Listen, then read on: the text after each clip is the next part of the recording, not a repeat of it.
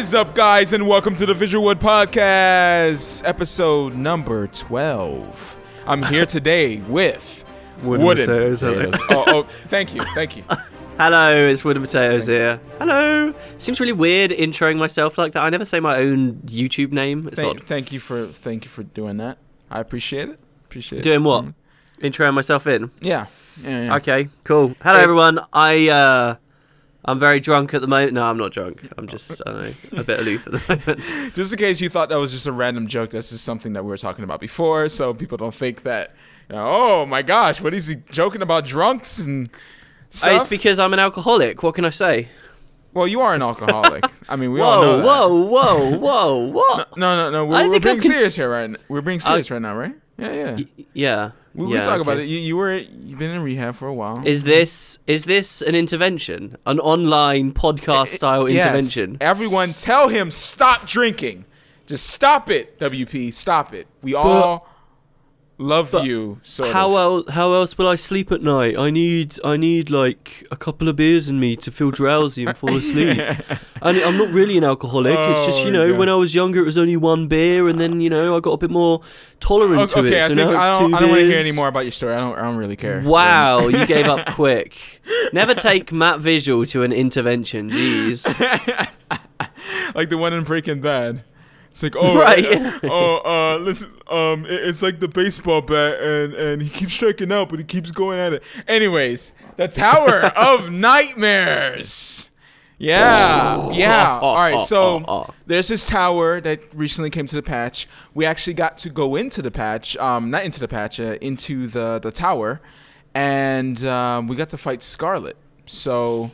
Yeah, like, did you enjoy that? I think everyone enjoyed. Huge open world dungeon, just like we were saying. Yeah, hundreds of floors. It really felt like going back to old school RPG stuff. Yeah, real, survival. I loved it. It was fantastic. Totally new type of content for Arena to have done. Yeah, hit the nail on the head. And I only regret that they never made any other dungeons in the game quite as incredible as the Tower of Nightmares. Mm-hmm. What a fantastic patch. I gotta say, this is the best patch. I mean, going in and if you get to the 50th floor, this is secret, right? You can actually go outside the tower on the 50th floor. No way, really? Yeah, and go around, and then you get a mount. You get a flying mount, dude, and you can go to the Wizard Tower. You can fly to the Wizard Tower, dude. It's amazing. Did you even get to play that, dude? I felt like I showed you that. I never got to play it. What is the mount? Is it an invisible pony like we speculated, or yes. And if you make it drink this potion, right? Okay. It turns into a pink pony. A pink pony. So yeah, and it has like a little rainbow on its butt. So your big Norn character, is the pony bigger, or are you just sort of crushing it beneath your mighty thighs? We're crushing it. There's no size. I don't know. It's weird that they didn't do the size scaling, thing. Yeah. It's almost like they liked the idea of pony mounts from you and just sort of slapped it in there as an Easter egg for you. Yeah, they totally love me at Arena. I hope so. Yeah, obviously we're just trolling you, and we're very disappointed that we couldn't get into the Tower of the Nightmares. And yes, hopefully... some of the people are still watching.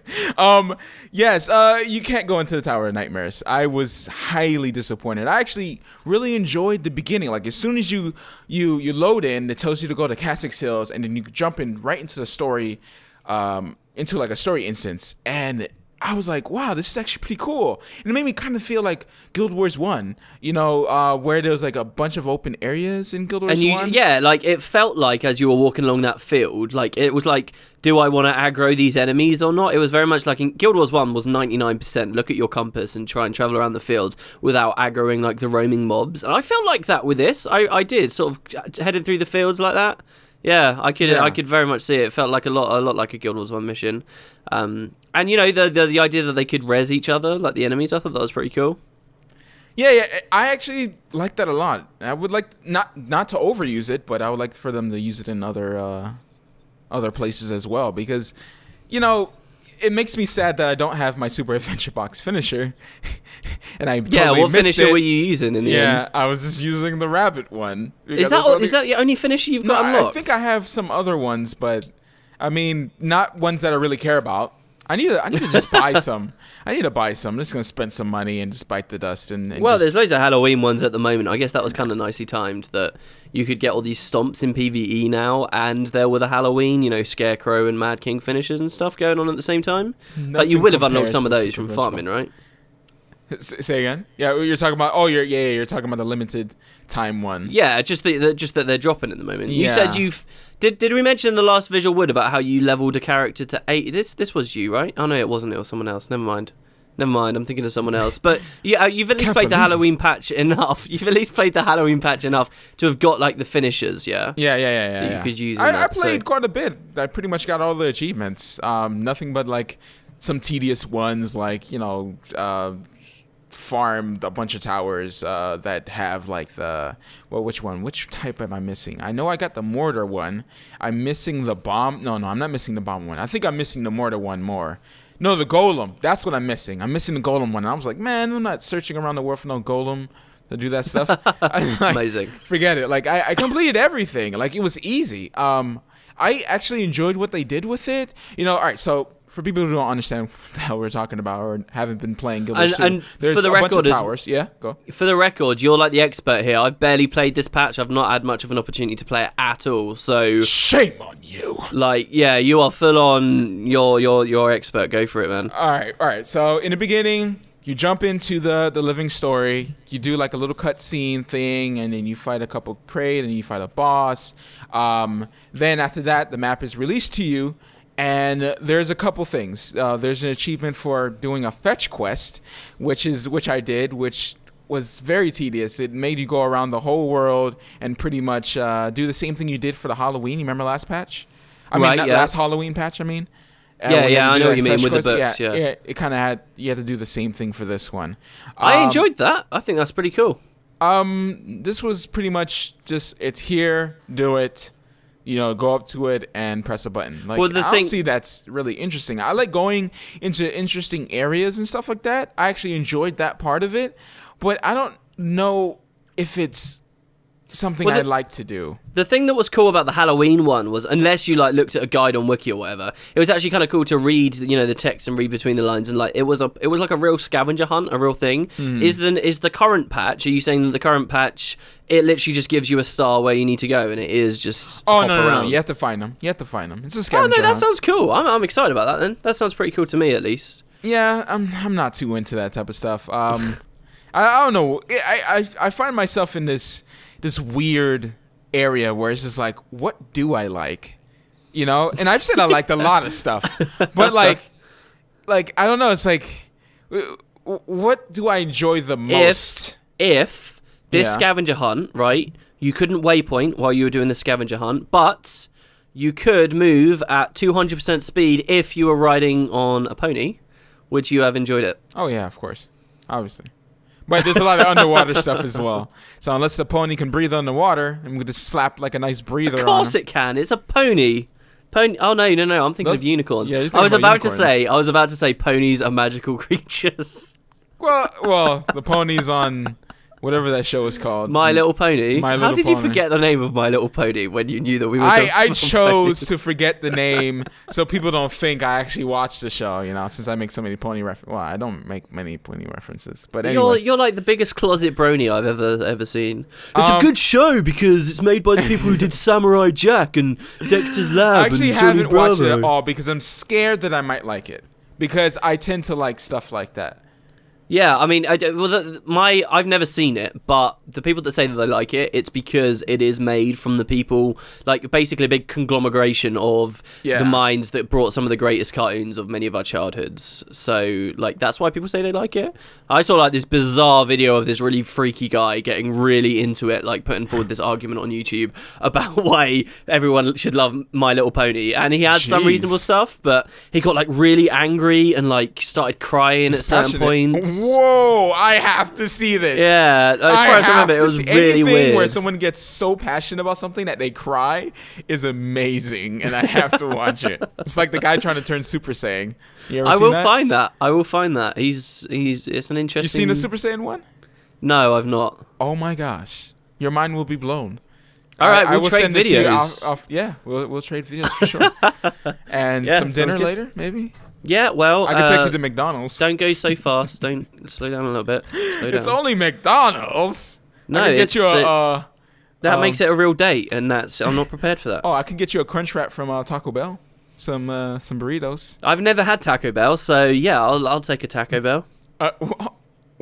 Why does that sound weird when you say it? Taco, because I don't Taco Bell. Taco Bell. See, saying taco to me, taco sounds like incredibly pompous, British, very, very upper class way of saying something. Taco sounds more natural to me to say. Really? Anyways, so the scavenger hunt living story, and My Little Pony, and blah blah blah. And there's these big towers, right, that randomly spawn. That it seems to be like a group event where everyone kind of just flocks to. And after you destroy the tower, you can destroy the tower with bombs. You can destroy the tower by protecting people on mortars. There's a variety of ways. And I've not actually seen these towers. How big are they?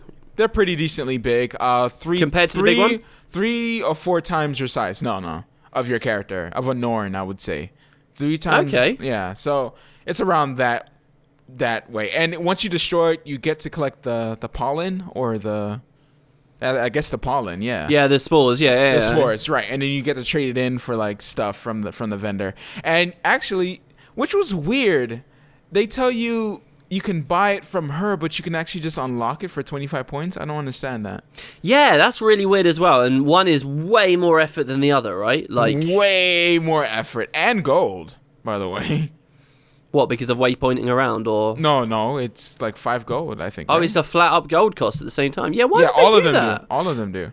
Actually, I'll tell you why I think they probably did it. The gold it's because skill points are kind of a lackluster currency at the moment.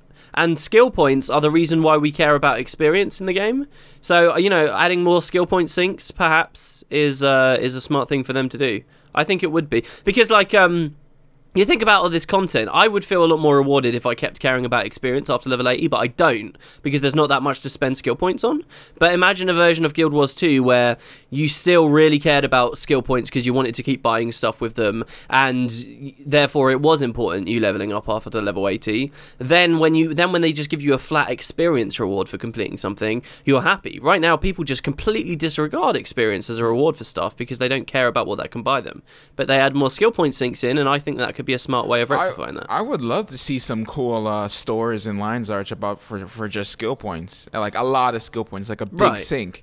And then so when you level up, you're like, okay, I have skill points and I could spend it on, I don't know. Consumables would be a good thing for skill points, I think. Yeah. Like a vendor that sells various consumables. That don't get nerfed, probably. Yeah, well, and maybe consumables that are slightly worse than their trading post equivalent, perhaps. Yeah. But, can be skill point bought. Stuff like that I think would be really going on. And I think they're stupid as well. When they started adding in the Black Lion store harvesting stuff that was unlimited use. Yeah. Like, to me, that's kind of stupid. Like, I can see why people would be like, oh, this is the greatest thing in the Black Lion store ever. But they've just completely made redundant one of the functions of their game where people do want to keep spending gold and money and skill points and stuff. Like, basically, that was another thing. Like, a mechanic that now I just completely ignore because I've got unlimited versions of all of them. I think that was a bit of a mistake, because if they hadn't done that, they could add for skill points, mining equipment that lasts longer than what you can find elsewhere, and they'd have more options, but they took that away. There's a lot of things you could do, and I'm pretty sure they're going to start adding skills to the game, and maybe through a vendor. That'd be weird, though. Oh, right, and that's an idea. Like, this is a new skill. Skills have been bought by skill points traditionally, and now they've added a new skill to the game that cost a lot of skill points to get. So again, it makes sense.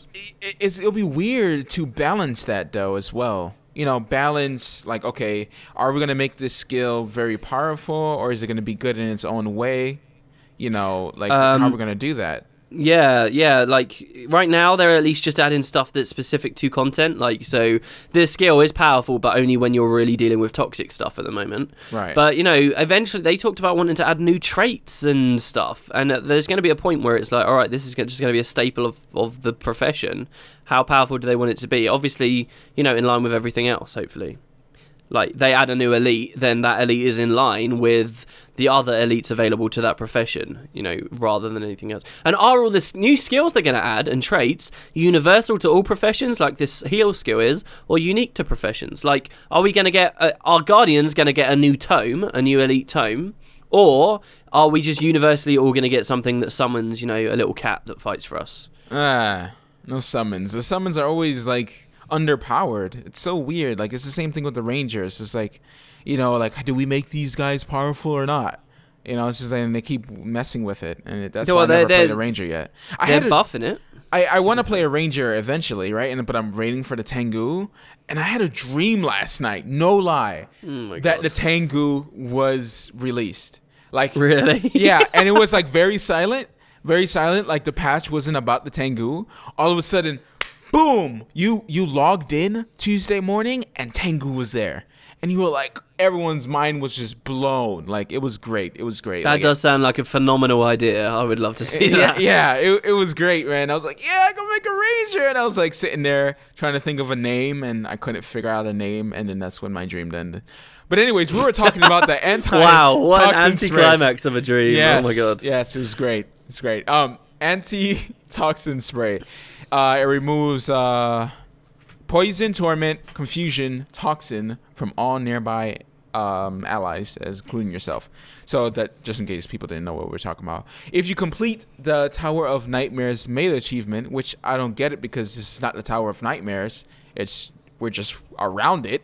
We can't actually get inside of it. Well, I had some. You get the Crate Obelix shard in your home instance. Yeah. All right. Now listen. It's called the Tower of Nightmares, and yeah, I find it kind of weird. It was misleading. We thought we were going to be going into this tower, and I can understand being disappointed about it. But also, I'm not too sad about that because I think it will be that much more exciting and enticing for the regular player when we to have a patch where they introduce the tower and then a later patch when we get to go inside. I do think it's smarter for them to portion it off like that rather than just reveal it and let us go in it at once. I think this is smarter. And you know, they could even portion it off when we get in there as well. It could be like, okay, next patch we go up the first 25% of it, the patch after that the rest, or you know, whatever. Probably won't do that because it just depends how they design it. But you know, I do think in general that's sort of a smart thing. Disappointing but smart. They shouldn't have named it the Tower of Nightmares though. They should have named it like toxic spores in Kessex or something. I don't know. Right. That's not got a ring to it. It's something you along those expect lines. a tower when, you know, there's no tower there so to go inside. It's like I said, I haven't had much opportunity to get in game at the moment. Have you like swam around the tower? Can you tell me what it's like in the water? How that there's plays? like these there's one of the places in there is for the scavenger hunt. So it's like it look it's not a ship, but it looks kind of like the wood of a ship. You like go inside and you can go like a little deeper inside this cave to get the scavenger hunt piece. Is that where the Crate Witch was before? Because there used to be a cave underneath the lake that was flooded with water where you'd fight the Crate Witch, and it got all kind of red. Not that big. It was kind of like a little bit lower, like in a lot smaller one. Not that one. Okay. Yeah, that one's very open. The Crate Witch one. Is that cave still there then? Because I know that one of the achievements is to kill all the Crate Witches. Oh, I don't know. Oh yeah, that's right. I have to kill like 3 or something like that. Yeah, and that's the one. That's one in the lake because that event was disabled last patch, but now it's back in the game. So there's that one to do, and then there's one in Caledon, and then there's one in another zone as well that I can't remember. The Crate Witch in Caledon's to do with the like the Hylek getting transformed and stuff. I think you might know where I'm talking about. It's near the Tengu Wall, just sort of to the south on the beach.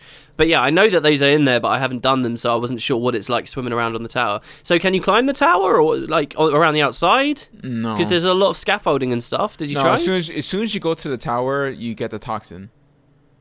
Yeah, but you can also get a heal skill to cure the toxin. Yeah, but there's no way you can actually get in. Like, there's no like big hole that you could just jump into. Well, to me, it looked like you could maybe climb around on the rigging, and with the heal skill, you could survive long enough to explore around. See, that would have been amazing, but I don't think you can do that. I'm pretty sure someone probably glitched through somehow, but I haven't seen anything about it.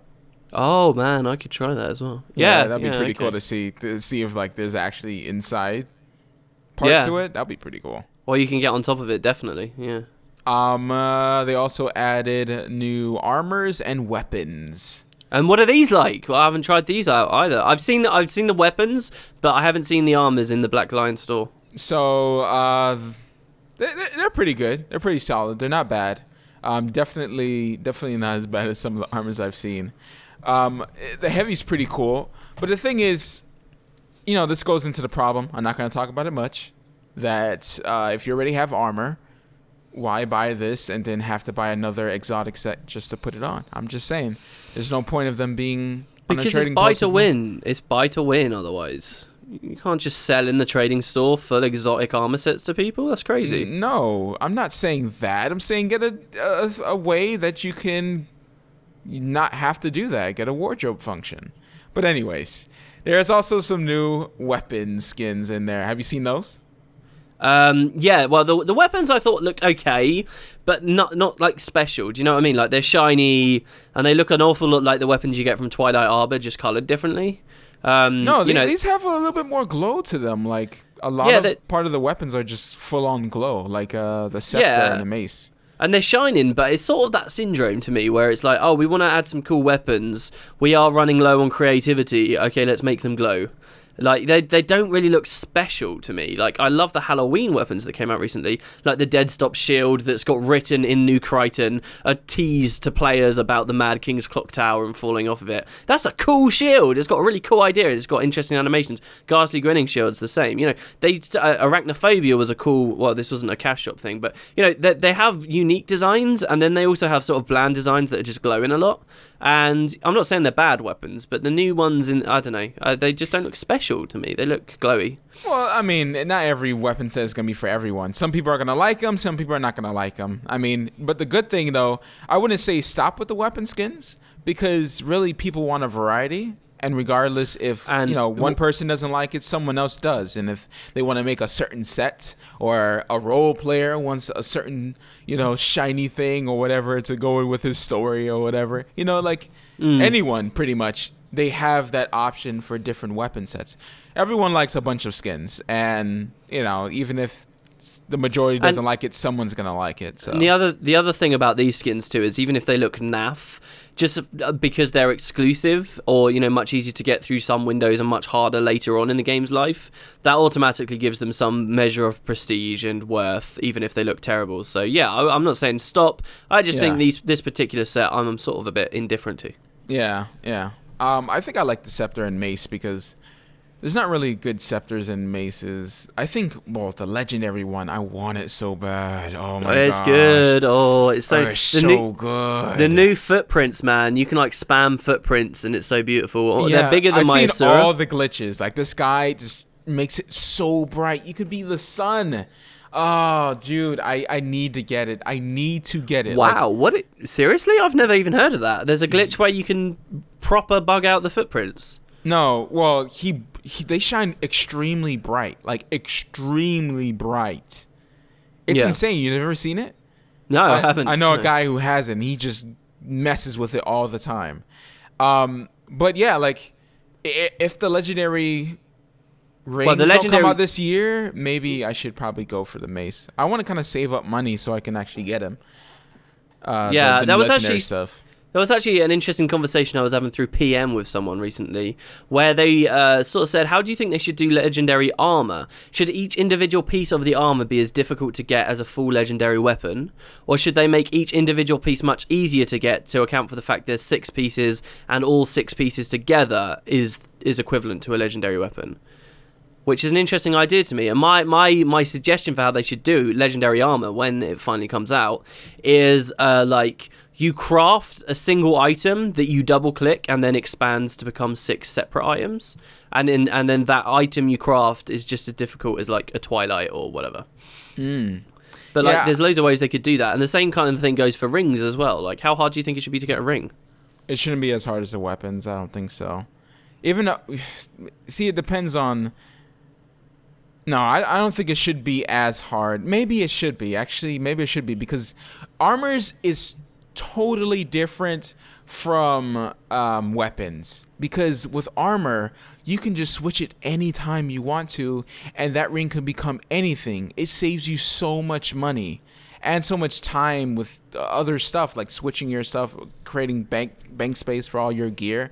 Like, so like having that is worth it like by itself. Like, even if the ring is crap and it doesn't have any cosmetic thing, nothing, like that is worth it in itself. You're saying it the might stats be hard. swaps, yeah. It might be somewhere around the level of getting a legendary weapon. And hopefully they don't do it as a gold thing though. I want to see other stuff other than gold. This is another thing as well. Like, they said that they was going to have cosmetic stuff on the rings and the back pieces and stuff. What can they add? What can they add visually? Like, okay, so the ring actually appears on your... What, they're going to make our hand glow? My incinerator already makes my hand glow. My achievement radiant gloves already makes my hand glow. So how do the accessories, and considering there's like 6 of them, how are they going to make your character, like, have that visual impact on your character without just making people little, like, rainbow-coloured sunballs walking around? Like, it's going to be so difficult. Footprints is a fantastic idea, and I love the footprint system, but I can't think of anything else they could do beyond that. Yeah, I would like to see a halo. A halo? What, for like your amulet or something? Yeah. Just a halo over your head. That'd be pretty cool. And there's different varieties of... Yeah, I guess. Yeah, I don't know. Like, something hovering over your head or something like that, or maybe making that's a big taste thing, though, definitely. There will be people listening to that and be like, ooh. Oh, no, I wouldn't want a halo. What about the thing that they do with the hammer? Oh, like the Colossus, where you just turn into... Yeah. Colossus? Colossus is the precursor, isn't it? Well, where it just completely makes you metallic. Yeah. Yeah, but that's another big significant one. And as well, like, I'm thinking about using this in conjunction with other stuff. It's going to be crazy. It's good because, like... Maybe something like that will only happen, like a cosmetic appearance will only happen if you have all rings. Like, all the rings. Like, 2 rings. Like, both rings on at the same time. Or they just make a full set. Or maybe just the full thing. Amulet, accessories, and rings all together make that effect. Yeah, I think that would be one of the smarter ways to do it, definitely. And, you know, if each individual one is really hard to get as well, then, again, that adds prestige back. Like, there is this thing as well in the game right now where people don't really blink at legendaries anymore. They don't really care when they see a legendary. Yeah. And they feel like legendaries don't have much prestige anymore. And I think if they're going to start adding new legendary items, they definitely should be at least as hard as the current ones. And, you know... it has to be harder. And which is why I like with that. Gold and stuff like that. I wonder what they're going to do with new stuff. I think the new stuff might be... It may not be on a trading post. And then the old legendaries will just be like nothing, pretty much. Just like... Well, see, this is why, again, like that old idea I talked about, new generation legendaries being crafted with current legendaries. Yeah. I think that would be a great idea because that keeps value on the previous legendaries. And while, you know, and then it both makes the new legendary super prestigious, but actually then also removes a lot of the current existing legendaries too, making them more prestigious at the same time too. I think that'd be a great idea. Yeah, it's like that same feeling when you see a fractal weapon, right? Only the people who've played fractals a bunch have the exact fractal weapon that they have. Because that's ridiculous RNG, but yeah, you're right. Yeah. So, you know, it's like, oh, wow, what's that weapon? A fractal weapon. Like, oh, cool, that's really cool that you have that, you know, like only people who play, because it's not tradable, you know? And that's one of the few items like that. Yeah. Well, that is actually pretty much it for the patch. Like, that's it. That's completely it. There's nothing else. Well, you know, I was in World vs. World, and they've got like the obelisks are spawning in World vs. World at the moment, aren't they? Oh yeah, they did some changes with that, you know, a lot of the other stuff, but as in content wise, there's not much there. What are you looking into? What are you wanting from the next Living Story patch then? We've all seen the image. It's definitely Scarlet. It looks like something to do with the tower there as well on the release page. Where do you want to see this go? Actually go into the tower this time? Next dude, patch? What do you mean? It better let us into the tower. I swear, dude. I swear. No, this will just be. It will be a PvP only patch next 2 weeks. And we're not going to go into the tower at all. And what's this thing behind her? Oh, how would you flip out if, like, the next patch the orders who are currently there form together to create a mega laser that blows up the tower, and we don't get to go in it. We just blow it up with a mega laser. How would you feel about that? Wouldn't that be the greatest patch ever? That would just be, dude. Oh, dude, that would, And just the explanation is mega lasers. It would be beautiful. What a thing to behold. Get on it, Arena. I'm pretty sure people will get so mad that they would just uninstall Guild Wars. I think that would happen. By people, do you mean you here? Is this your resignation from Guild Wars if this happens? Maybe. Done. No more Guild Wars content. Tower is just no. I'm gonna say maybe on that. Okay, you might not see any more Guild Wars 2 videos if that happens. Like, oh my gosh, that'd be so bad. Just like just no tower. Just no tower whatsoever. It was just a big hole. If someone glitches inside and they see nothing. Just a troll face on the floor. And then ceiling cat, like all the way at the top. Yeah.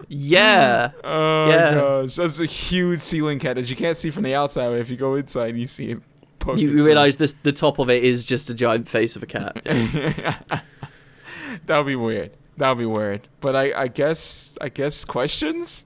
Yeah, there's really not much else to say. I would probably have more to say, guys, if I hadn't been sort of busy with other stuff I've been doing, but it's kind of a good thing that the tower didn't come this week because I was super busy this week. Yeah, like working on the Outlast. Yeah, crazy stuff, man. So we'll see next week though. The patch, obviously, they'll be giving patch notes out. Well, not patch notes, but preview pretty soon, won't they? Yeah. I love this about the Living Story. Literally every week, there's always something more to look forward to. So good. All right, but for the questions, are you ready for this jelly? Oh, I'm ready. Spread it all over my toast. Oh, yeah. Okay, wow. Wow. Oh, man, some people are going to complain. All right, go ahead. Rate 1999. If that was your birth year, then we've got a 13-year-old watching us. 14-year-old. Matt, why did you... Oops. Wow. People born in 1999 are now 14 years old.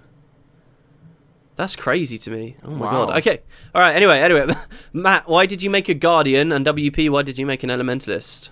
Yeah, I always wondered why you stuck with Elementalist. For me, when I stuck with Guardian, Guardian was one of the classes that I wanted to play from like the very beginning. Once I saw it, I was like, yes, I'm totally gonna be a Guardian. Back in beta, Guardians were so overpowered. It was amazing. You talk about this a lot. Yeah, they're strong now, but like they were so overpowered. And from then, I just enjoyed the way that the virtues work and certain situations, clearing conditions, using shouts. I love my giving people boons for like 2 hours. It's great. That's why I really enjoyed the Guardian. Actually, I went through Necro, Warrior, and then I went back to a Guardian after I leveled up 3 characters to 80. Wow, I didn't know that about you. That's pretty interesting. Yeah. A friend of mine plays Guardian, and he says the most fun thing really that you can do in game is like just rezzing people, getting really clutch resurrects off on people, and supporting them and stuff. And I can see that. It is a certain play style that I can definitely see why people subscribe. And Hammer as well. You can knock people off everywhere. Yeah, so Banish is such a cool skill. 750 blowout, massive, absolutely insane. I think that's the stats on it. For me, Elementalists, I played Ellie in beta, really, really adored the attunement system. I think the perfect Guild Wars 2, every class would have the attunement system. Guardians would have 4 different modes they could go in: an offensive mode, a sort of defensive mode, a supporty mode, and like a single target spiky mode. And every class would have like those different what's the word? Final Fantasy 13 used a certain one. Every class would have like these 4 different paradigms they could be in at any time. Oh yeah, I remember the paradigm system. And that's how I think that would be a really, really cool way of doing class balance in Guild Wars 2, because I just find if I play other classes, having just 2 skill bars, like Warrior's worse for this because they don't get, Death Shroud, they don't get a lot of different things. If I just have 2 weapons available, I feel so limited in what I can do. Like, Elementalist is just so thoroughly engaging because there's always like a full new skill bar's worth of stuff you can play, and Engineer at the same time. Actually, I played Ellie in betas, loved Ride the Lightning. Oh my god, like you talking about Guardians used to be OP. Ride the Lightning used to be such a good skill. It used to go further than 1,200 range. I remember that. It used to have like a friggin' like 10-second cooldown. Now it's on like 40 seconds. What a cool skill. I loved that. I absolutely loved that. And all the mobility on Ellie in betas. But I always planned to play Mesmer because Mesmer was my Guild Wars 1 main. But when I finally started playing Mesmer, it was the 2 skill bar thing, dude. I just didn't enjoy it that much. I couldn't really get behind it leveling up the Mesmer. So I... Me either. I can't do it. I got to like level 30 or something. I remember because I'd 100%ed Queensdale, Kessex, done loads of crafting, done loads of my personal story. I was in the middle of clearing Brisbane on like the 2nd day since launch. And I was like almost level 30, something like that, and then I just stopped. I thought, do you know what, I've had enough. If I just keep going, I've picked a main here that I'm not enjoying as much as Ellie, and I decided to leave. And my Mesmer's still not level 80 even after all this time. So yeah, I made my Ellie and I've never looked back. I love it. The only other class that comes close is Engineer because of their kits, which is almost the same kind of thing. An Engineer I actually find to be more complicated and nuanced, so you know, if I had a different main it would be Engie, definitely. But yeah, that's the answer. Do you want to go to the next question? Yep. The next question is from... I read the font of this was really small, so I thought his name was Taliban00, and I was like, wow, inappropriate name. No, it's Tabian00. Who says, I remember Matt talking about leaving his Ballis Pass server and going to one of the heavier traffic servers. WP, what are your thoughts on playing on your smaller server compared to the huge ones like Blackgate and Tarnished Coast? Would you change in the future as well if a very popular living story arose? What do you think that they mean by that? A popular living story causing someone to swap server? Yeah, well, this question's for you, but like if there's not many people going to the events, for instance, what if you log in and you go to your server and no one's doing those towers? Oh, I see what you're saying. Yeah, like there's nobody there. Like, really, you play an MMO to see people and do stuff with people. I mean, there's no point in playing MMO if you don't do that. So... I don't know whether the servers that aren't massive are really that small. I have a lot of fun on Emery Bay. There's still tons of people that I see on Emery Bay all the time. And the truth is, I don't world versus world that much. Living Story, I still feel like there's plenty of people. The main reason I'm there is because my guild's there. My guild are the people I do most stuff with in-game and that I'm really closest to in Guild Wars 2. And the only reason they're on that server was just because it was a random server they picked at launch. Like, who knew what the servers were going to be at launch? We knew a couple of RP servers. And if you were in the EU, you knew which ones were, like, of different languages, right? But that was it, you know? So we just picked a random server. I wasn't there the day that my guild picked the server, and I kind of regret it, because Emery Bay... Emery is the name of one of the developers, and no offense to the developer whatsoever, but it's a boring name for a server when you think about lore and compared to a lot of the other servers. Like, a lot of the other servers have got badass names in lore, really cool names, and Emery Bay doesn't really mean anything for the world. So I would have picked a different one probably, but, you know. I actually like the name Emery Bay. I think it sounds nice, but in terms of the plot and you know, just real regions and stuff, it's meaningless. I can't wait to go to Tarnished Coast in Guild Wars 2. It's actually an actual area. It's weird. Yeah, right. Go there, yeah. There's another one. Is it Black? There's what's the Sea of region? Sorrows. Yeah, in Bloodtide Coast, there's the name of like one of the fortresses or something in Bloodtide is the name of one of the servers, so you can go to that place in that server, and it's kind of weird. But yeah, you know, I very little will get me to change server fully, just because I want to stay with my guild and they're happy where they are. I don't think my server's really deficient in many ways. I think it's an American server, so you know there's only so much I can identify with the people that are on there. And you can just guess. As a whole. If you don't do World v World, you can just guess wherever you want. Right? So it doesn't really matter at all. So Quartal came out. Emery Bay were a shambles. Couldn't figure it out. I just guessed it over to Blackgate. Listened to like 2 runs, 3 runs, and then just started running my own. And in the end, we went and helped out the people on Emery Bay, like when they finally did it. But you know, and that's fine by me. You can guess. I don't really care for server loyalty or anything like that in games or IRL. Like, I'm not a patriotic person or whatever, so it's kind of the same here. Which is why I don't understand World versus World. Like, oh yeah, we definitely want to win because I'm from Tarnished Coast and that's super important. Like, I don't get behind that. I don't know all the people on Emery Bay. I wouldn't know all the people on Tarnished Coast personally. So Some why people do you care? Like the community is there for that. Like people talk to each other all the time. They have their favorite commanders. There's lots of stuff like that. Some people are into that. For you, you're not into that. For me, the reason why I wanted community for my server, I didn't want to. The community, I'm not going to talk bad about in an old server because every server is going to have those types of people. But here's the thing, you're saying I don't want to talk bad about an old server. Why? Who cares? A server is just a bunch of people you don't know that are all just splattered out there together. True. Like, why? Who cares? True. Do you know what I mean? Like, and it works in reverse too.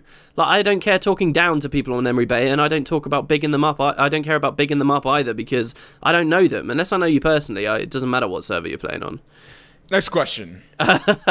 Yeah, so there you go. I probably won't move, but it's not out of some love of Emery Bay. It's just whatever. Slayer Lord 13 says, so Matt and WP, if you had a choice of either... Number 1, the next update adds a really creepy, dark, scary storyline. Or number 2, the next update adds a really funny and derpy storyline. Which one would you choose? I know what you're going to choose because I know what you like. But I'm going to go with dark as well because I... Oh, as well? As well, yeah, I know you're going to choose dark. You like dark shit. You like really, really dark really I was talking before this podcast. I was talking to Matt about like 911 calls that you can listen, 911 calls you can listen to online so of like creepy. distressed people.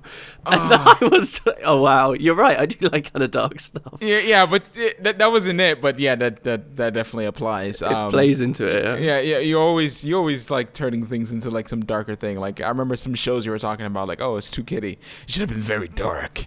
It's like you like kiddie stuff. But like I want a proper dark epic storyline that, like, I don't know, like personal story, as big as a personal story, but very dark.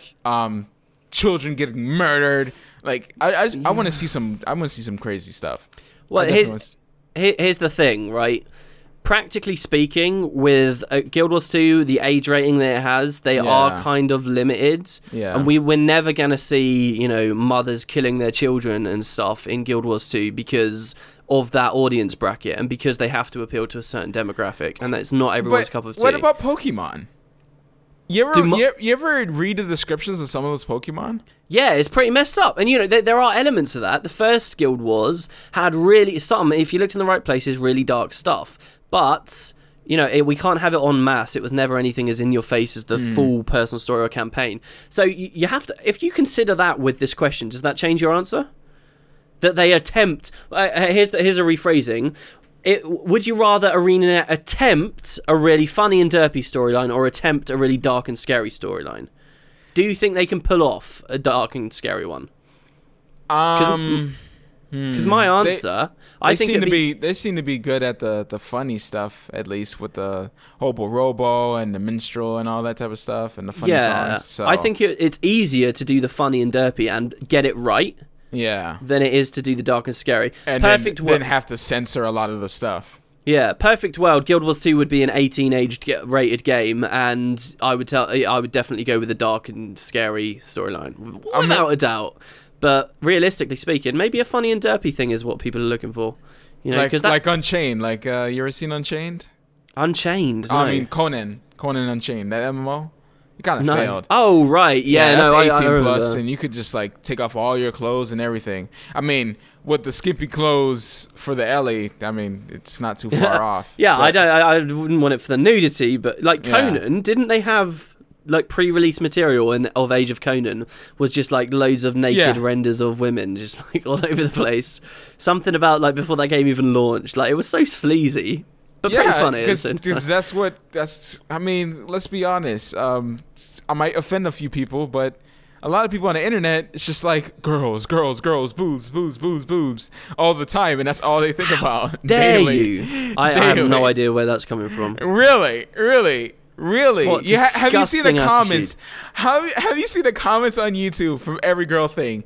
I mean, the most nastiest things I've ever seen a human being say on the internet. All you have to do to prove your point is just is put boobs and ass in the title of this video, or maybe even as a part of the thumbnail, and watch it get like 30,000 views. Yes. That's exactly what will happen. I mean, people got big on YouTube just by doing that. I mean, you were talking about Vsauce doing that in the beginning before he got huge. It's true. It is true. People do exploit that stuff. And do you know what? What depresses me isn't necessarily the cretins that do it, but also the men on the internet are so predictable and single-minded that they fall into the trap. Like, it really depresses me to see that. People are like, oh, women shouldn't flaunt it on the internet or whatever. No, they're not. It's not depressing that they're doing it. It's depressing. Like, it doesn't come across bad that women are, posting themselves online. What comes across bad is that they get so many hits because the men clicking on the links are way more pathetic than the person making the stuff. That's the reason why they do it in the first place. And now a lot of girls on the internet right now are doing this whole gaming girl thing, right? And it's getting really popular. Oh, girl shows her boobs, and everyone subscribes to her. That's pretty much it. I remember there's this girl, Harley's girlfriend, from Epic Mealtime. She has a channel, right? Okay. She has a channel, and she wore a bikini while she showed you how to cut a watermelon. The only thing worse is that if she was black, if she was black, look at this. if she was black, it would have been a lot worse. Like that's the only thing that could have been any worse than that. And she just shows you how to cut a watermelon. It's amazing. Oh my god. And in the next video, she shows you how to make a peanut butter and Nutella sandwich. Is she in a bikini again? No. She just has a really, really low cut shirt. I like how you've been clicking them, though. Yeah, well, see, the thing is, I was curious because on the new Epic Mealtime, her link was there. Like, on the video, he put a link there. And I was like, she has a channel? Clicked it, and I'm like, there's two videos, how to make a sandwich. I didn't watch all the sandwich one. I watched the watermelon one. How to make a sandwich? Yes, she makes a Nutella and peanut butter sandwich, which I need thought you to said you try didn't watch it. as soon as I get off the diet. I need to try. So I thank her for that. But I mean, come on, really? Like it just shows. It just shows how easy it is to it's get funny, guys' actually. attention. There's a lot of stuff you can look at online that's just like how to boil water. Really basic cooking tips, and there's a video for it. How to get out of bed in the morning. That's actually probably quite a depressing video to watch. Okay, did we ever finish the question, or did we trail off? Wow, it just went serious. It went real moment right there. Real moment. I sense past things. Do you want to talk about it? Do you want to sit on my chair? So I had this little puppy as a pet when I was a kid.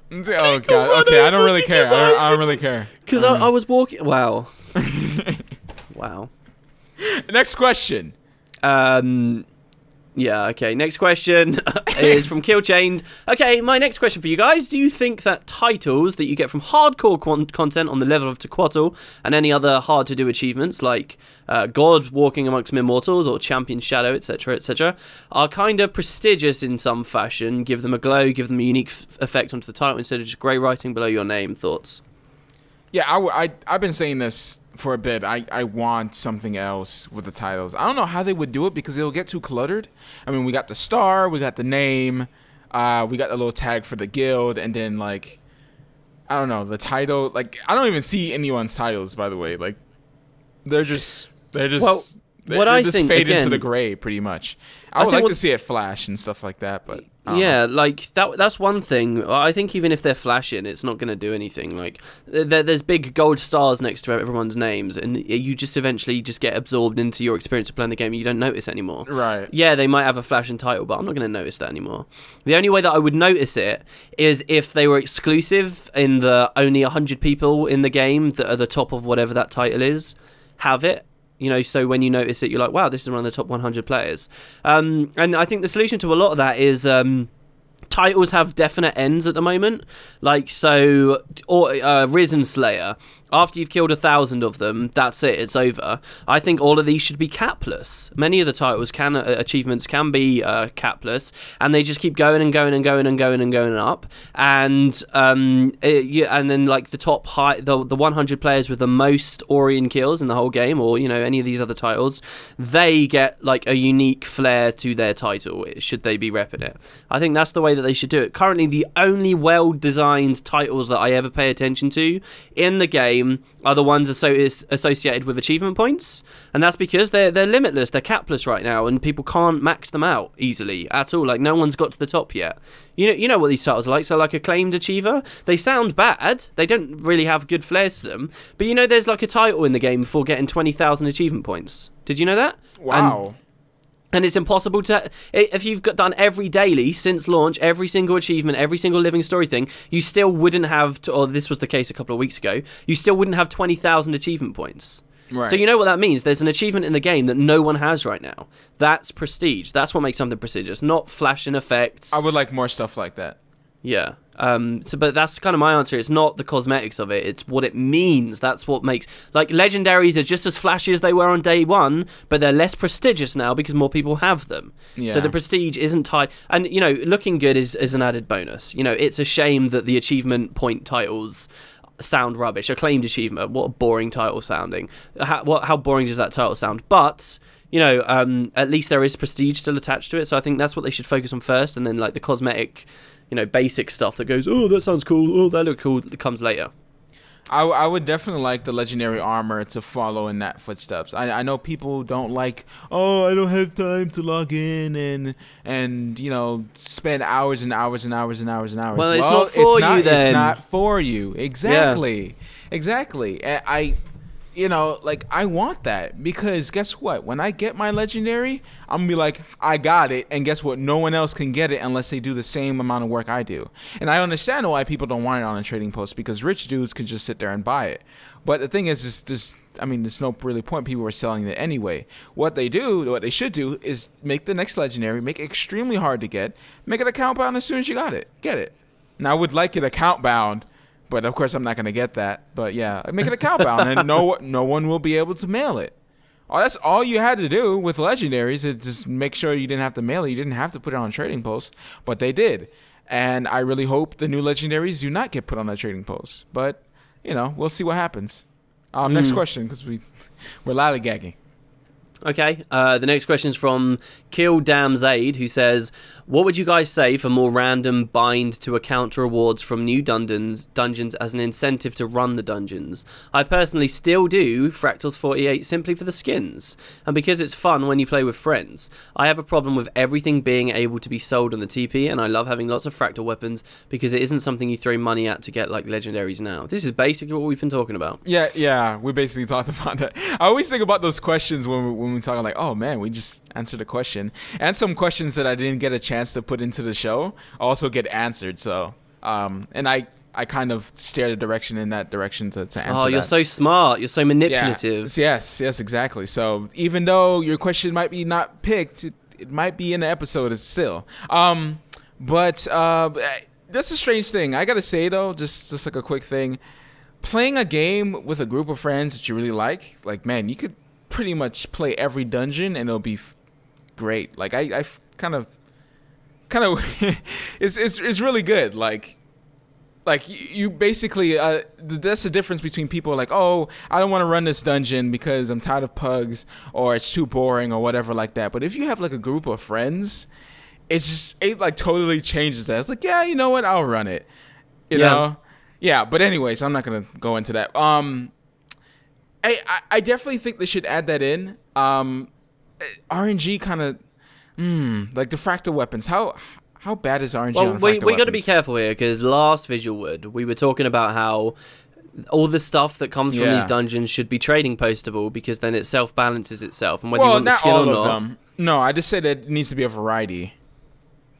I like the way that the fractal weapons are sort of done, in that The owning one does definitely represent concerted effort in one area of the game. It's like what I was talking about with the armors, how I liked how armors from dungeons were done at the start of the game. You know, like you see it, you recognize as an accomplishment because of doing X rather than having a bunch of money. But I also think that the way that they do the fractals, in that it's so RNG, you're rolling against getting an item or not, then you're rolling against getting a level 1 ring or a level 2 ring or a fractal weapon all at once. Like, oh my god. And then even if you roll into the loot table for a friggin' fractal weapon, then you've got like 13 different ones and you've got to hope you get to the right one. That's crazy, man. And I don't like heavy RNG like that. I think a lot of suggestions people have had about how like rings that drop from fractals or whatever should be giving you tokens, or pristine should be you should be able to spend pristine relics on fractal weapons after a while. You know, like for 100 pristines, even make it go crazy if you want them to be difficult to get. Yeah. But you know, remove the RNG. Yeah. So yeah, what we basically said last time, so I don't get all up into it because I'm just gonna be repeating myself, but basically RNG is fine as long as there's something at the end of the tunnel for you to get to make you feel like you made it feel worth it. And fractals is a perfect example because you get these relics that you can use to get the rings that you wanted. And most likely, I've never got a ring that I can actually use, by the way, really? for fractals. Yeah. I've always had to just farm fractals until I can get it. Once I got it, I was great. You know, and it would have sucked if they didn't have that. What if they didn't have that and you had to just keep waiting until you get the ring that you wanted? That would have kind of sucked a little bit. Yeah, perfect system is you complete some content and you have a guaranteed reward, which is progress towards some end. But at the same time, you could get lucky and roll for something else. But regardless of whether you get lucky on the RNG or not, you're always making tangible progress towards something. That's how things should be done, I think. And for trading posts, I think everything should be traded and postable. I don't really agree with what you were saying about legendaries for me personally. And I would like fractal weapons, I guess, to be trading postable. But again, like you do lose this cool element where it's like, oh, he's done loads of fractals for it. But you know, if fractal weapons were trading postable at the moment, then they'd be in the hundreds of gold anyway. So there'd still be some measure of I keep using the word prestige and I don't like it, but there'd be some measure of coolness to that weapon, you know what I mean? Even if it was trading postable. But yeah, that's my thoughts. Do you want to move on to the next? Yep. Okay, question 6. Zeus Braz says, do you ever plan to have a live stream together so we can chat and maybe play with you both at the same time? If you could make one living story update, what would be in it? Oh, okay. I was like, hold up, did I really pick that? Because I didn't pick that question. Like, oh, okay, I heard the ending one. Live stream. Yeah, we've talked. Well, I've talked about it a couple times. So one thing with me, right? Okay, I need to say this. A lot of people ask me to be on their podcasts and stuff. First of all, when we started recording this, like I wasn't even really aware it was like a podcast kind of thing. We were just going to talk about Guild Wars 2 and videos, right? And basically, it is a podcast. But I don't feel like I do very well in two situations. One, in live environments, and B, when I'm around a lot of people like I don't have much of a rapport with. Like, not that I'm a complete antisocial introvert, but especially in like a live environment, it's always sort of put me a little bit on edge. So the idea of doing a live VisualWood, I do want to start streaming games and stuff on my own at some point and like get used to being in a live environment, and then, you know, that could be an opportunity for the future. But personally, for me now, I'm not really looking to do like a live podcast for a while. Dude, I can totally carry you, dude. It's fine. You can carry me. I'll make you feel at home, homie. I'll rest your head on that pillow. It's like, oh, hush there. It is I can weird. stroke your hair. How long is your hair? How long with my hands thread through your hair? How long? I don't know. It's about like an inch long at the moment, I guess. Oh, okay. Beard? Would I stroke your beard? Yeah, I've got a beard, but that's out of neglect from shaving, which means it just. Yeah, so do I. I've been editing way too much lately. What was the second question? The second question is, if we could make a living story update, what would be in it? Don't say mounts. Ponies. Don't. No. You don't get to, no. I'm not giving you a free pass. Go ahead. If I could make a living story update, what would be in it? It would be a whole. I can't just say one tiny little living story. What can you achieve in one patch that's meant to be out for 2 weeks? No, I would have a long story arc that eventually introduces people to like a way to sort of travel through time or something. I don't know, you could just implement it with a fractal system. But I would address a lot of the mysteries and things that ArenaNet are just completely being blasé and ignoring. If I could make a single living story update, it would take us to another continent or something. You know, just something big, something people are actually looking for. It wouldn't be about Scarlet or any of the new stuff that they're adding. I'm sad to say, you know, it would be resolutions to previous things that are still just sort of left hanging there. That would be for me. It's a non-answer, I know, but come. Yeah, I'm trying to find something that's not like, something that ArenaNet would just never do. So, I mean, I would love to have a wardrobe. A Battlefield 4 minigame? First of all, huh? A Battlefield 4 minigame? Oh yeah, like the first Commando. person shooter section? Like the Commando? Yeah, everybody plays as commandos, yeah! That'd be great. And you go in on helicopters that are level 40 when max level's only level 20. Oh, it'd be so good. By the way, guys, the Commando, look up Guild Wars 2 Commando trailer if you haven't seen it. Basically, it's some type of April Fool's thing where a Commando was in Guild Wars 2. It was great. It has slow-mo boob physics of like this woman on the beach that's running along. It's great. And there you go. That's how you get your tits and ass in the video description and stuff, because you have on the thumbnail the Commando. So not putting that the Commando trailer where it's like her boobs bouncing up and down. If you could do GIFs for YouTube thumbnails, how amazing would that be? You can now do it for profile pics now. Oh, can you? That's pretty cool. I've seen that. But what would I add? I would definitely want to add. Okay, don't hate me too much. What we talked about last time, where dungeons will give you furniture and stuff that you can put in your home instance and stuff like that. If they make home instance more relevant, and of course switched it to an actual house that you can actually build and stuff like that. If they made home instance more relevant, I would like to have, you know, the home instance stuff and kind of spread it out towards the game. And it having like you know, portals. You can have certain merchants there, and it will have some type of desire to go to other people's merchants because they might have something in the shop that day that was very rare, a rare dye, and you could spend skill points or whatever it is. And going to other people's merchants, they always have something different every day. And that's a great idea. Yeah, like there's so many things you can do with. Dude, that's really good. With home instance stuff, there's so many ways. So many home instance is good. You just have to make it that way. I mean, yes, people put in crappy home instances. I would love for a home instance to be on an island. You ever seen that before? There's this game where home instance, the actual houses on an island, and I think it might be open PvP as well. And there's other people's houses around. You can go in if you want. You can build a boat and swim around. It's great. I would love to see cool stuff like that. Just add a whole area, but of course that's a lot of work, and you know, it's out of the scope. Yeah. I even though like home instance wouldn't be at the top of my list, I think your answer is way better than mine, just because it's like it's something definite. You know what I mean? Like mine was pretty wishy-washy, but yeah, dude, seriously, especially that dye thing. What a cool idea. Yeah, definitely would be great. Okay, I may have almost just skipped past a question. All right, choose a better name says, first that you need to choose a better name, and second, what do you think about adding more armor skins that are maybe ascended to do dungeons that require more tokens than current exotic armor? I think that's a great idea. I'd love to see that. That's your answer?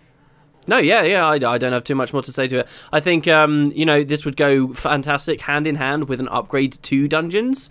You know, so like if they're going to revamp Cordicus's Manor at the same time, now you can get ascended armor in there. But the thing is, like, we're talking a lot more tokens, awful lot more tokens. But, you know, they don't have to be ascended, as this person says, just alternate skins you can get. Yeah, I think that'd be good. And that would be an opportunity for the devs, therefore, to, you know, bring back in dungeon skins that are actually difficult to get, as they were at launch. Yeah, I like that. And people could just replay the content that they're already used to, or just have a different path. But the thing is, I would like the new dungeons, right, where they revamp a dungeon, make it level 80, just like the Twilight Assault, But you know, like when you get something in Twilight Assault, you get the tokens in Twilight Assault. You can use that to buy a gift, and it can help for your legendary or your ascended gear. If anything, you know, like it'll put something there to actually do Twilight Assault, because I have not gone back to Twilight Assault at all. Yeah, exactly, definitely. All right, so yeah, go ahead. Elijah Villa says, not Guild Wars 2 related question, but you mentioned board games, so I wonder if you ever play something like that. I never really play board games, sadly. Monopoly. I watch a lot of tabletop. I think I've mentioned it. I watch a lot of tabletop with Will Wheaton on the Geek and Sundry channel. And that has, me and my wife has gotten to games since then. And we still have yet, well, what we have so far is Pandemic. Okay. Pandemic. I want to get a few others like Munchkin and get a few variants of that. There's a lot of games that are on my list that I want to go. I've played a couple on other people's houses. I actually met this guy at PAX, John Corpening, a guy from Marina that showed me this guy. He knew this guy who made Whoa. How many guys? How many guys? Wait. Say that again? You met John Corpening. John Corpening showed me a guy who made a lot of popular games, and there's one with that has been played on tabletop, and like I have like his card and everything. I need to buy some. I really do. They're really expensive. Really expensive if you really dive into those things. So I have to be careful. Yeah, that's the thing. Whenever it's physical stuff like that, it just quickly ramps out of control. Yeah. Same with like TCGs. But yeah, I love games. I play them a lot with friends, because a lot of friends have like just a shelf of them. But yeah, play a lot. Okay, sure. I'll take your word. I used to have a few, but not really too many anymore. I used to play a lot of Monopoly and Scrabble back in the day, and Trouble and Sorry, and so all of them pretty much. I used to play a game called Uno. Oh yes, yeah, Constant. Uno. I think I still have a pack of cards actually. Yeah, I don't really remember how it's played anymore, except that there was like a little machine in the middle that would spit cards out every now and then or something. But yeah. Yeah. 3 pages Manquants says, Matt, every detective writer will tell you, the simplest explanation is always the best. So, don't you think that WP, Joey, Scarlett, Daniel not wanting to meet you is, shall we say, a little suspect? Don't you think his lack of identity is a little suspicious? Simplest explanation, he's your evil twin, Matt. Your doppelganger. Oh my God! What's his agenda? Blackmail, murder, or worst of all, YouTube channel theft. This, or he's a sentient brain in a jar. It could go both ways. What do you think, man? What do you think? Well, the YouTube, channel 3, mine's is obviously a better channel. So... Ooh. So, I would definitely be wanting to steal it. Why would he steal my channel? Weepy's like what? Well, not twice as big as me, but bigger, I guess. Well, I could steal your channel and then use it as like a testing ground, and like I would then just start uploading videos on there. Like saying videos. about how amazing I am, how everybody should go over, and the thumbnails for the videos are gifs of women walking around on the beach. That would work. There you go. Well, it could go 2 ways. 1, it could get me loads of subscribers, or 2, it could get you loads of subscribers. And then I'd just jump ship. I'd just be like, all right, Wooden Potatoes is dead. I am Matt Visual now. I have assumed Matt Visual. Yeah, you'll gain a lot of subscribers, but only for boobs. Like you, the minute you put out a video with no boobs in it, it's just like, oh. It's alright. Everyone clicks off after the first 10 seconds anyway, so all you have to do is just have boobs for the first 10 seconds and then do whatever you want to do. And then you're happy and everybody's got what they wanted. The daily boob, I would call it. The daily boob. And that's not necessarily against... Boob. It's not necessarily against YouTube's terms of service. And to make sure it's gaming related, I'd have like a little picture of like... I don't know, a controller in the bottom right-hand corner. Maybe have the woman holding the controller, like upside down or something. So it's like she clearly doesn't know what she's doing with it, and everybody rages. You know what would be good? The icon for that would be like a shirt or 2 balls, right, with handprints on them. Like it'd just be 2. It could be soccer balls. It can be footballs. It doesn't matter. Just 2 balls with. Why not? Let's switch it up a little bit. 1 basketball and 1 football, and then both of them have a handprint on them, and that could be like the picture. It's subtle enough that you could let your children see it, and they would have no idea what it's about. Yeah, definitely. And that's basically the all football YouTube would is. throw them off. The football. Actually, you can put full frontal nudity on YouTube as long as you like tag it as artistic or whatever, and as long as some person subjectively deems that it's tasteful, and then it's okay. All right. How many questions left? We got one more after that super serious question about how I'm actually a brain in a jar, which I glossed over because that's totally the truth. James Nichols has the last question, who says, is this both of our full-time job? How do we make money from YouTube vids? Well, basically, what you do is you... Oh, Last question, Bell. Yes. Woo! Yeah. We made it, and you made it too, and we love you. All right, go ahead. Jesus Christ! Wow, that was a lot of fanfare. Well, I was gonna have a sarcastic answer about, I don't know, whatever, but now you've knocked me off. So, what do you want to say to this? Is this both of our full-time job? I guess it depends on what you call a job, because we don't get paid nearly enough for it to call a job. But we do. I say we spend a lot of time doing it. Oh yeah, definitely. We spend a lot of time doing it. For me, I'm home. The reason why I'm home is because I have a medical problem, and it enables me to not, I can't work. So I decided to do this, and that's why I started. Long story short. So yeah, I guess you could say it's a full-time job-ish. I do have a life. I do have a life. I don't spend all my time. You can't say all this because now, I don't have as good excuses as you. So, I have a wife, so I have to have a life. If I could sit and play video games all day, it would be great. It would be great. But yeah, I do take up a lot of our time playing games. But yeah, board games. It sounds like. Oh. What are you trying to say?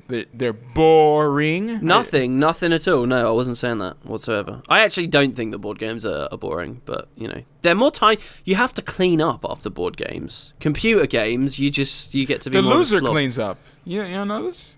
You what? The people who lose, they clean up. Oh, wow. Is that wow. That's right. Pick up those pieces. Do you want to play 52 card pickup? For me, basically, yeah, I'm doing this full time at the moment. I am living on savings that I earned from working a lot last year. But basically where I was at, it was a hell of a commute. It was horrifying. And I sort of realized I didn't like IT that much. I still just sort of do odd jobs for money on the side, but really this is sort of what I'm putting my full effort into.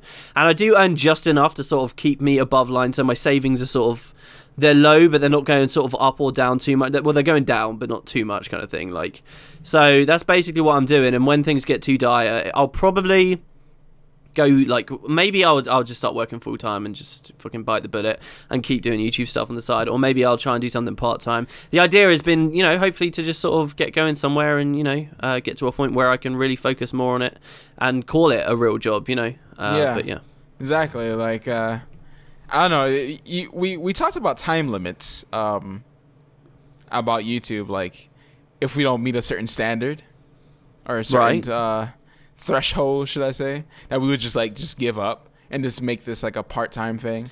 If I find a way to cure what I have, and if I cure it, some cure, and I'm better, would I go get a real job and make way more money than I do? Because really, we don't make a lot. So it's would I make more money and go get a job? I wonder about that. But I really enjoy what I do.